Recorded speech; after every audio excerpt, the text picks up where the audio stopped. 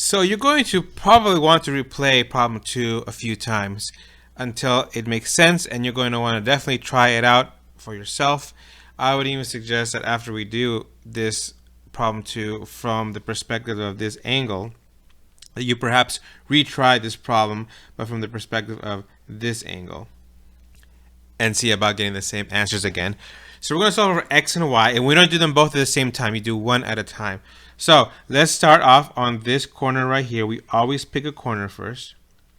And let's say we want to take care of the x. So we don't do anything yet. It's the majority of this is just set up, and then we can allow the algebra to take care of itself.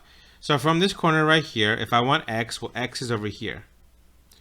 And based on this corner, this x is the opposite side. So we're taking a guesswork out of this problem by standing on the corner and seeing where the street is that we're looking for. In this case, it's the opposite street. Now, I want to use something that I already have available. So I don't want to use y because I don't know what y is. But I do know what 14 is. This is the hypotenuse, and I already have the value for it being 14. Now, up to this point, we have three options. We have sine, cosine, or tangent. Now, we want the opposite. We have the hypotenuse. So which of these three has both the opposite and the hypotenuse? Because that's the one we're going to use. And let's go ahead and begin modifying things. So we know that the angle is 26 degrees. Put an equal. We know the opposite is x. And we know the hypotenuse is actually 14. Now, in the last topic, when we introduced you to tangent ratio, we discussed three ways of solving algebraically trig problems. And this is to multiply both sides, to divide, or to do the inverse. Now, based on where this missing letter is, we would tell you which of these three to use. So in this case, since I have this x up here, I'm going to multiply both sides by 14. So I'm going to multiply. And we get this setup that's ready to use in the calculator.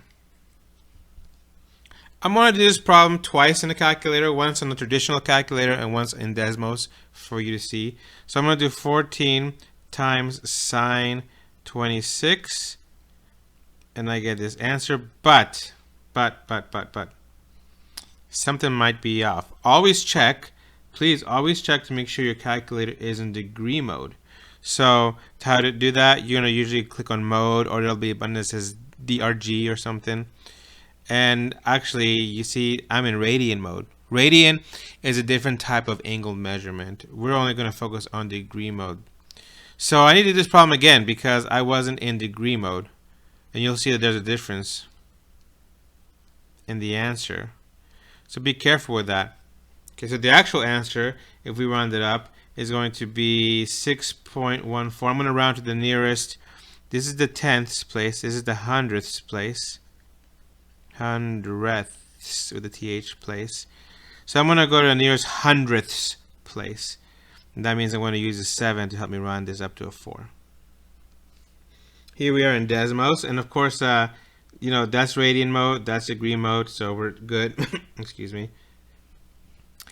And let's see, so 14 times, sine 26, and we get the same answer, and I'm going to round to the nearest hundredth, so 6.14. So that's the value of x. It's 6.14. And we're done with x. Now, let's do y.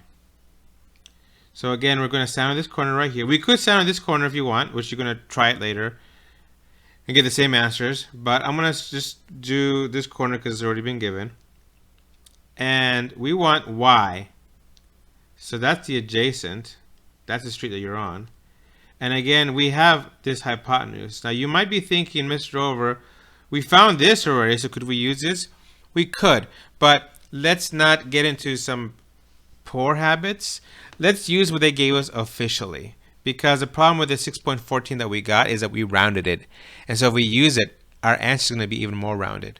So let's always use what values have been given. So based on this corner, this is my adjacent, this is my hypotenuse. We can say that cosine compares the adjacent to the hypotenuse. This ends up being another exercise in multiplying both sides. Putting this into the calculator, we get, let's make sure we're in degree mode. We are in degree mode. We get 12.58 if I round up to the nearest hundredths place.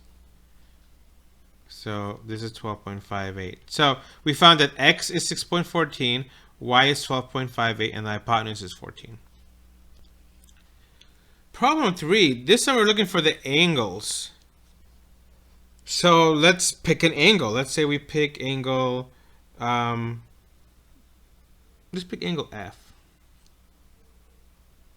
So from this corner, you actually have all three of these sides. So it's up to you what you want to do. Let's do, since we're doing sine and cosine, let's go ahead and do a cosine. This time, I don't know what that value of f is.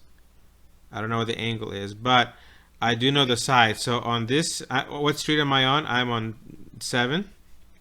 And what's the hypotenuse? The hypotenuse is the longest side in this right triangle, so it's going to be 25. So unlike the previous problem, problem 2, where we had the x in the fraction or the y in the fraction, this time the missing variable is the angle itself. So recall that from our 3 ways to solve algebraically these problems, the last option is the inverse, and the inverse is what we use to find angles. So we are doing inverse, and that looks like, I move the cosine over, but I put a -1.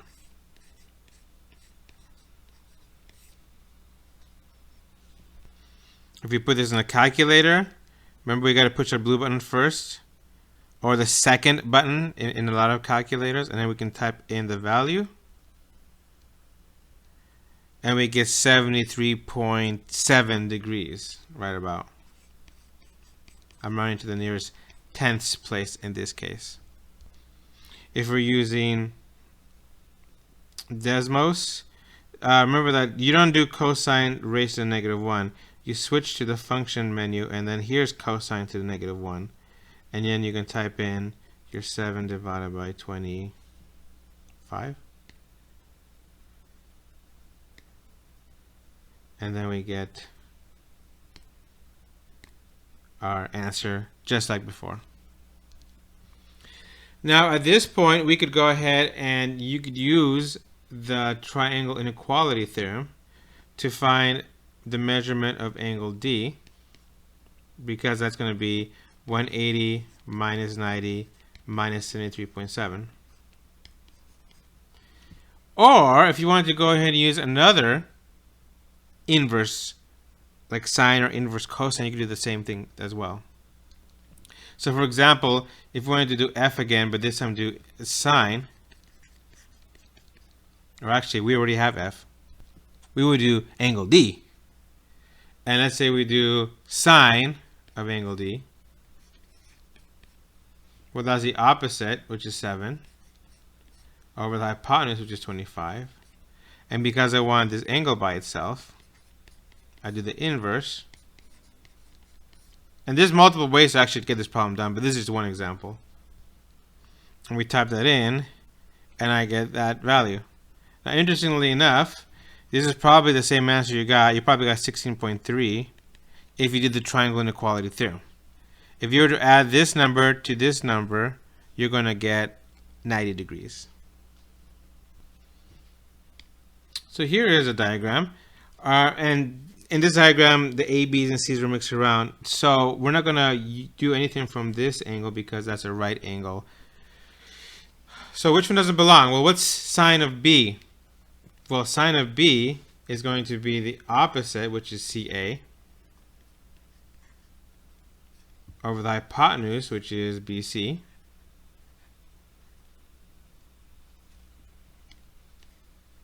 Tangent of B is the opposite, which is CA. over the adjacent, which is BA. Interesting.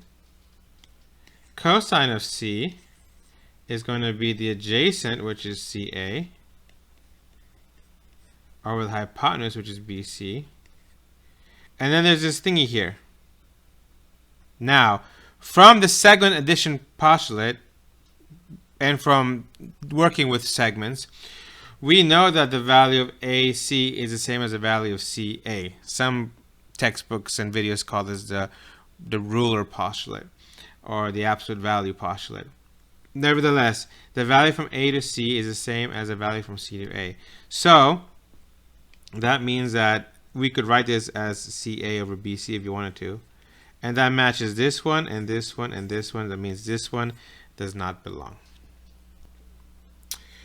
For your summary, so remember when we did the tangent ratio notes that we talked about those three methods of algebra: multiply, divide, inverse. Identify those notes, in those notes, what the methods were and how we used them. So kind of review on what we did with those and how to identify them. And then I want you to create some problems or some setups that would use each of those methods. But this time I want you to use them with sine and cosine.